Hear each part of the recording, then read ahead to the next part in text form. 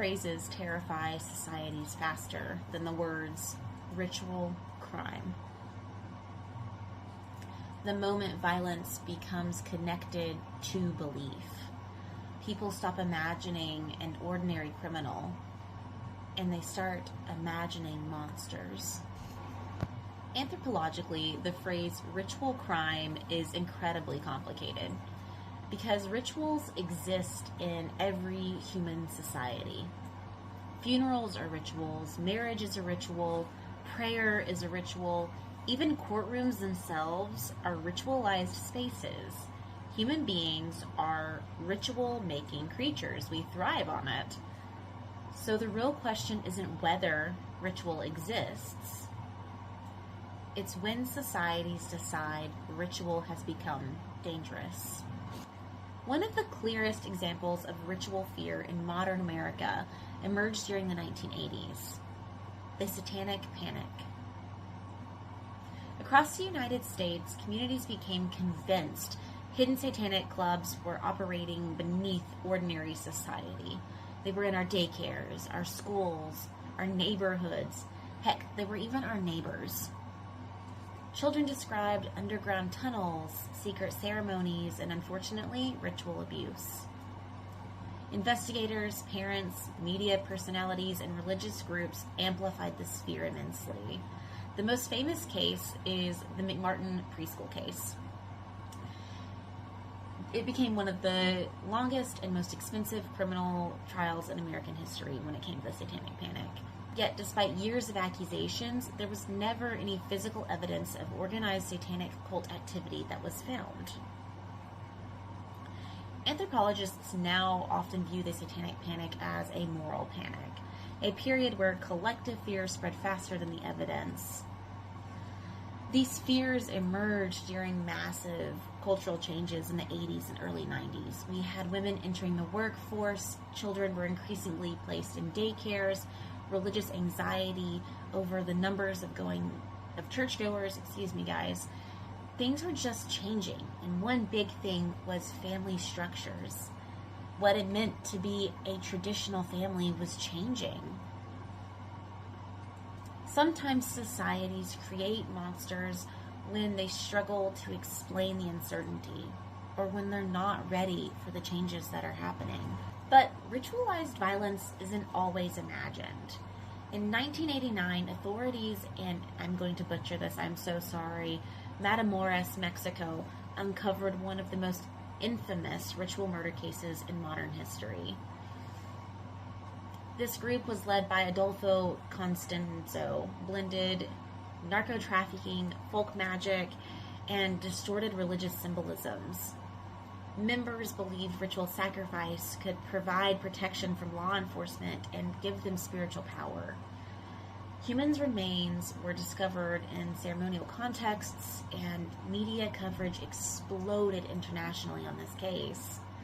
It's also taking place during the United States' Satanic Panic as well. But cases like the Matamoros also reveal a major anthropological problem.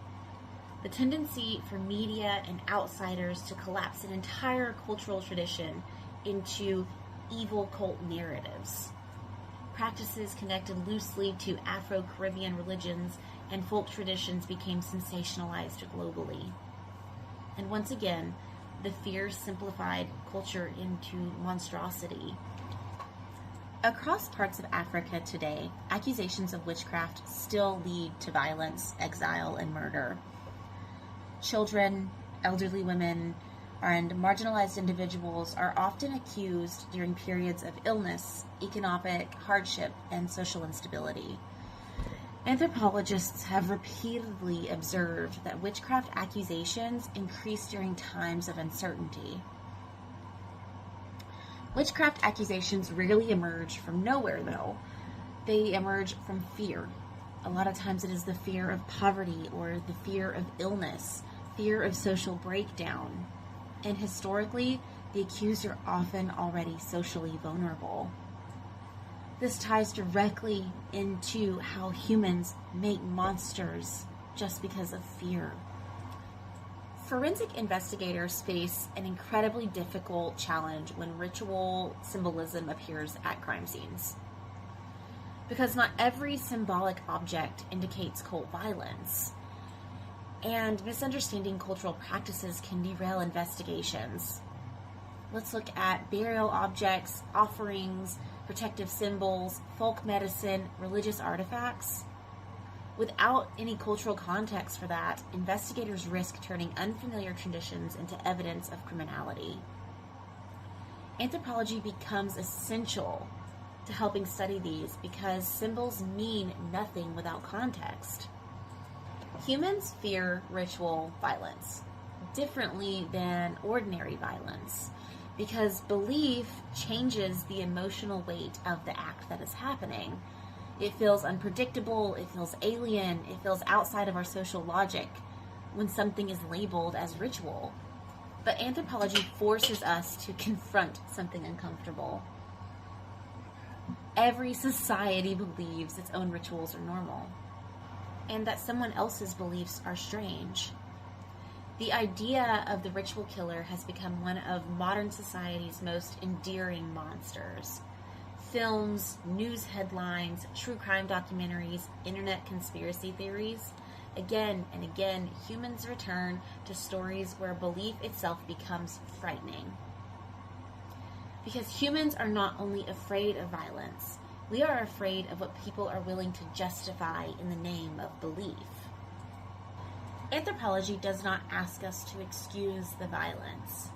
It asks us to understand it more carefully, to separate the evidence from fear, culture from sensationalism, and reality from the monsters societies create around the unknown.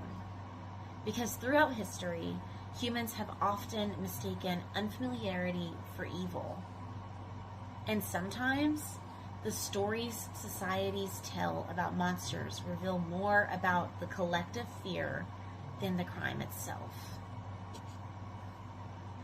Do you think societies fear ritual violence because it feels culturally unfamiliar, or because belief itself can become dangerous? Tell me what you think.